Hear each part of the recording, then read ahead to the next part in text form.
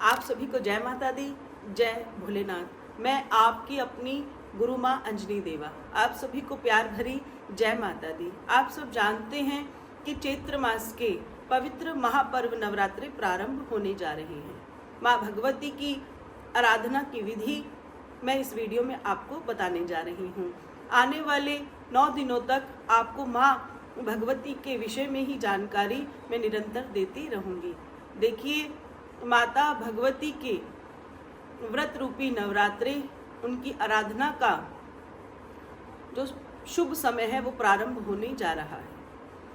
2024 में नव वर्ष प्रारंभ हो रहा है और चैत्र नवरात्रि यानी कि 9 अप्रैल से शुरू होने जा रही है। वार रहेगा मंगलवार।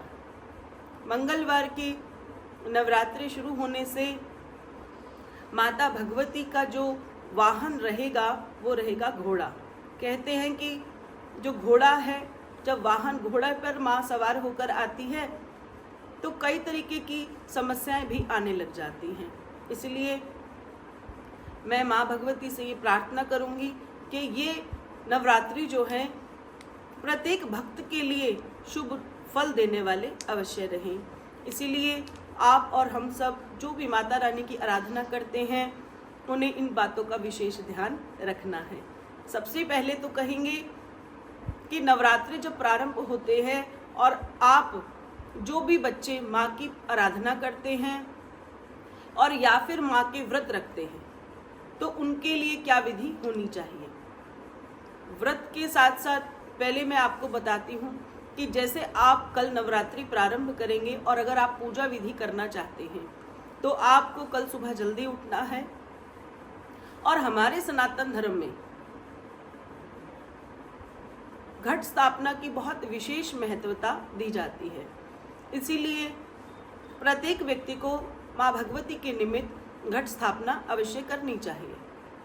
ये घट स्थापना अगर शुभ मुहूर्त में की जाए तो हमें अपार शुभ फल प्रदान करने लग जाती है। इसीलिए घट स्थापना का जो शुभ मुहूर्त है वो कुछ इस प्रकार रहेगा कि आपका सुबह 5:30 से प्रारंभ होकर 10:05 तक आप घट स्थापना कर सकते हैं।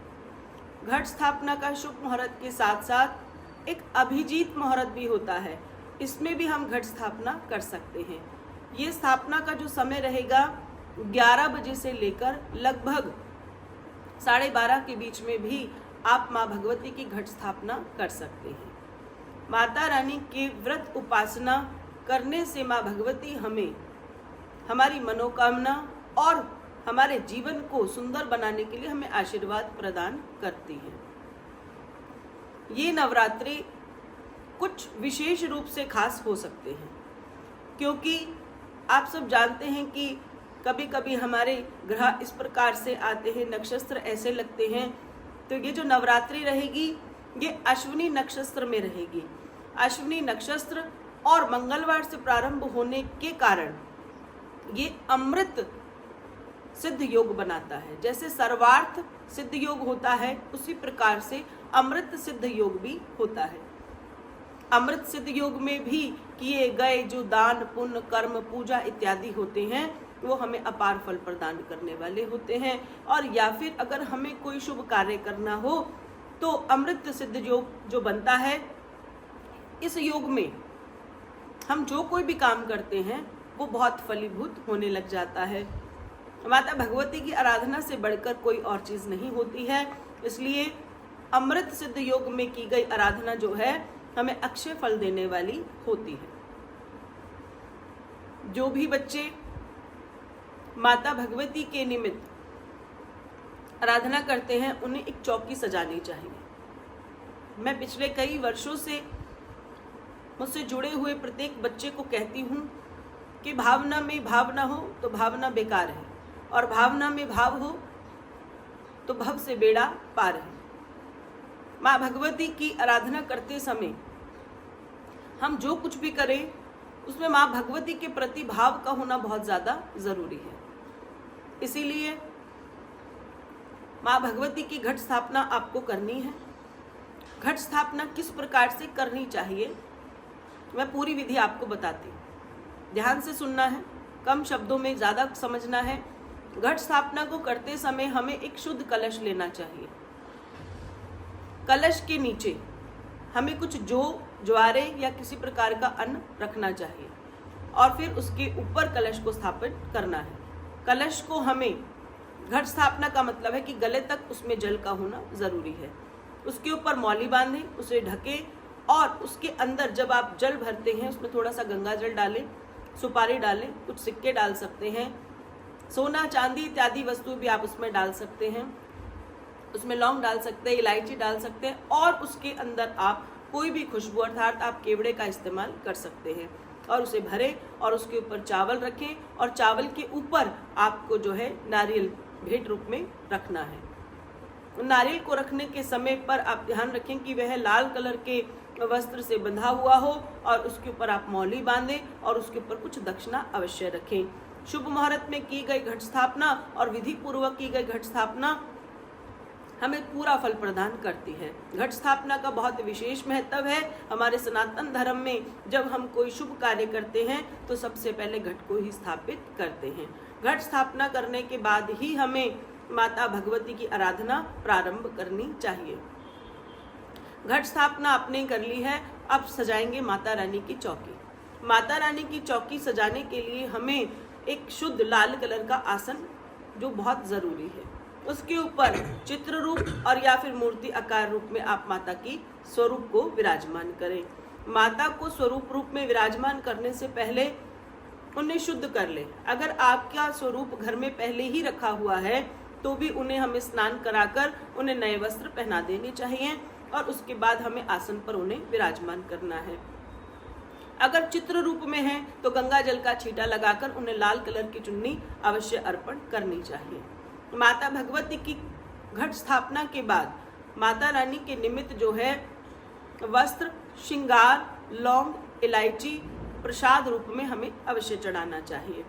माता रानी का मुख्य भोग जो है वो पंचमेवे का होता है, इसलिए हमें प्रतिदिन अर्थात 9 दिनों के लिए भगवती को पंचमेवे का भोग जो है लगाना है। इसीलिए महामाई को आप पंचमेवा अवश्य प्रदान करें। श्रृंगार अवश्य देना है। माता रानी को जो है लाल रंग बहुत प्रिय होता है, इसीलिए श्रृंगार में विशेष ध्यान रखें कि कुछ वस्तुएं लाल कलर की अवश्य हों, जिसमें कि बिंदी और सिंदूर का होना बहुत ज़्यादा ज़रूरी है। माँ भगवती को मेहंदी भी उतनी ही प्रिय होती है, तो आप इन चीज़ों का विशेष ध्यान रखेंगे। और उसके बाद अगर आप अखंड ज्योत जलाना चाहते हैं तो आप अखंड ज्योत की स्थापना करें। अखंड ज्योत का मतलब होता है 9 दिन निरंतर जगने वाली ज्योत, जिसे हम गाय के घी से जगाते हैं। बहुत सारे लोग बोलते हैं तिल के तेल से, तो देखिए अगर आप नहीं देसी घी का इस्तेमाल करना चाहते या नहीं आप इसको समझ रहे हैं तो आप जो भी करें, लेकिन नवरात्रि की जो ज्योत है वो शुद्ध देसी घी से ही जलानी चाहिए। इसलिए माँ के निमित्त अखंड ज्योत हमें लगानी है। अखंड ज्योत पीतल का जो है पात्र होना चाहिए और जो आप कलावा बांधते हैं लाल कलर का जो सूत है उसी से ही माँ भगवती की अखंड ज्योत की बाती हमें बनानी है। माता भगवती के निमित्त हमने भोग प्रदान कर दिया और उसके बाद हम माँ को श्रृंगार अर्पण करेंगे और इस प्रकार से जो भी आप भेंट स्वरूप माँ को देना चाहें वहाँ रखें, साथ में कुछ दक्षिणा बांधकर अवश्य रख दे। कहते हैं माता भगवती हमारा कल्याण करने के लिए ही इन नवरात्रों में इस धरती पर आती है, इसीलिए हमें भक्ति भावना के साथ माँ भगवती की आराधना करनी है। माँ भगवती के निमित्त हमें भजन करना चाहिए, मंत्र का उच्चारण करना चाहिए, उनकी स्तुति करनी चाहिए, उनकी चालीसा करनी चाहिए। अपना आसन लगाकर एक माला, चाहो तो आप गुरु मंत्र की, अन्य नहीं तो माँ भगवती के किसी भी मंत्र, आप निवारण मंत्र भी ले सकते हैं, माँ दुर्गा का मंत्र भी ले सकते हैं और प्लस अपने गुरु दीक्षा रूपी मंत्र का भी जाप साथ में अवश्य करें। पहले आप गुरु मंत्र करें और बाद में माँ भगवती की दुर्गा आराधना की किसी भी प्रकार से स्तुति आप अवश्य करें। माता रानी जो है हमारे जीवन का कल्याण करती है, इसलिए हर रोज हमें माँ की आराधना करनी चाहिए। अगर आप विशेष रूप से कुछ करना चाहते हैं तो चैत्र नवरात्रि का पहला उपाय जो है मैं आपको बताती हूँ। देखिए, माँ भगवती के 9 रूप हैं और हम 9 दिन इनकी आराधना करते हैं। लेकिन मैं आपको बता दूं कि पहले 3 दिन हम माता पार्वती की ही आराधना करते हैं। इसीलिए पहले दिन जो है हमें माता पार्वती को ही दक्षिणा, प्रसाद और कोई भी भेंट माता पार्वती को हमें अवश्य प्रदान करनी है। इसलिए करनी है, अगर आप कई व्यापार को प्रारंभ करना चाहते हैं या फिर आप जो कार्य कर रहे हैं या जो आपका व्यवसाय है उससे जुड़ी हुई कोई भी वस्तु आप माँ भगवती यानी माता पार्वती को अवश्य प्रदान करें। साथ में दक्षिणा अवश्य रखें। क्यों करना है कि माता पार्वती जो है, जो भी परेशानियां हमारे व्यवसाय में आ रही होगी वह टलने लग जाएगी। इस प्रकार से माता पार्वती की आराधना हमें पहले दिन प्रारंभ करनी है। समझ लीजिए, दूसरे नवरात्रि में माता पार्वती का दूसरा रूप है कोमारिका। उसके विषय में मैं आपको कल विशेष रूप से बताऊंगी। इसलिए पहले दिन माता पार्वती का ध्यान करते हुए ही हमें माता गौरी की आराधना करनी है और भगवान भोलेनाथ की आराधना करनी है। गणेश भगवान को विराजमान करना है। माता रानी को फूल अवश्य चढ़ाने हैं और याद रखें कि अगर वह गुलाब के फूल हैं तो माता रानी को लाल रंग जो है बहुत ज़्यादा प्रिय होता है। इसीलिए सर्वार्थ सिद्धि योग, गज केसरी योग और अमृत सिद्ध योग के अंदर की गई आपकी ये आराधना जो है आपको संपूर्ण फल देने वाली होगी। माता रानी का जो पहला नाम है वो शैलपुत्री का रहेगा, इसलिए शैलपुत्री के ही मंत्र का ध्यान करेंगे आप। मैं पहले भी आपको बहुत बार बता चुकी हूँ, जो बच्चे यहाँ से गुरु दीक्षा रूप में जुड़े हुए हैं उन्हें गुरु मंत्र का जाप करते हुए ओम शैलपुत्री देवै नमः अवश्य बोलना है और अपनी अखंड ज्योत को जगा देना है। माता रानी जो है आपका और हम सबका कल्याण करे। इसीलिए ध्यान रखना है कि अगर कोई नया वस्त्र है आपके पास तो आप नया वस्त्र धारण कर माँ की ज्योत जगाएं। अगर आपके पास नहीं है तो आप नई चुन्नी लेकर अपने सर पे डालकर माता रानी की आराधना प्रारंभ करें, उनकी ज्योत जगाएं। तीसरी सबसे बड़ी बात यह है कि किसी भी भक्तजन को अपने केश खोलकर माता रानी की ज्योत नहीं जगानी चाहिए। बालों को हमेशा बांधकर ज्योत लगानी है।